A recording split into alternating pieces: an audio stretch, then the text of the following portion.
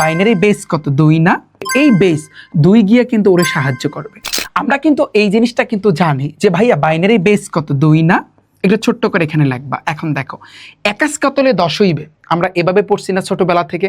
আর তুমি একটু খেয়াল করো ভাইয়া, এই একাস কতলে 0 হইবে, এভাবে তুমি বিয়োগ করতে পারবা না। তাহলে সেক্ষেত্রে যেটা করবে, এই বেস 2 গিয়ে কিন্তু ওরে সাহায্য করবে। সাহায্যটা করবে কিভাবে? 2 এর সাথে 0 যোগ করলে কত আসে? 2 না, অর্থাৎ ধরো উপরে কিন্তু 2 আছে, তাহলে 1 থেকে 2 অর্থাৎ 2 থেকে 1 বিয়োগ করো, তাহলে 2 থেকে 1 বিয়োগ করলে আলটিমেটলি তোমার রেজাল্ট আসতেছে 1। এই 1 বিয়োগ করলে মাথায় রাখবা হাতে তোমার 1 আছে, তাহলে ওই একটা কিন্তু নিচেরটার সাথে যোগ হবে, তাহলে নিচেরটার সাথে 1 যোগ করলে 1 আসে। আবার একাস কতলে 0 না ভাইয়া, বেস গিয়ে কিন্তু আবার এখানে সাহায্য করবে 2, তাহলে 2 থেকে আবার তুমি 1 বিয়োগ করবা, আলটিমেটলি আসতেছে 1। হাতে কিন্তু ভাইয়া তোমার 1 থাকতেছে, ওই 1 কিন্তু নিচের 1 এর সাথে যোগ হবে। কত? 1 আর 1 কত? 2। 2 এর কতলে 1 হইবে, হিসাব করতে পারবা এভাবে?